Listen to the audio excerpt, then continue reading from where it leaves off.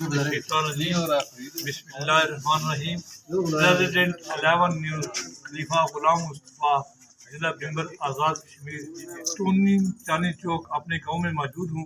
यहाँ पे बाज़ार में आज नई दुकान का इफ्तिताह किया गया अब्दुल्ला अटोज के नाम से।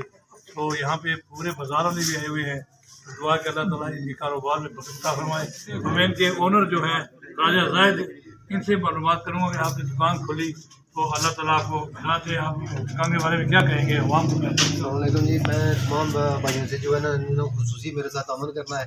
और मेरा ये छोटा बच्चा है, इसने जो है ना अपनी शॉप डाली है स्पेयर पार्ट्स की और मोटरसाइकिल रिपेयर की। ठीक है, इसलिए जो है ना मैं तमाम इलाके को जो है ना खुसूसी इल्तिजा करता हूँ कि जो है हमारे साथ अमल करें और हमारा काम अच्छे तरीके से जो है ना चल सके। जी ये देखें, बाजार के तमाम दुकानदार यहाँ पे इकट्ठे हो चुके हैं।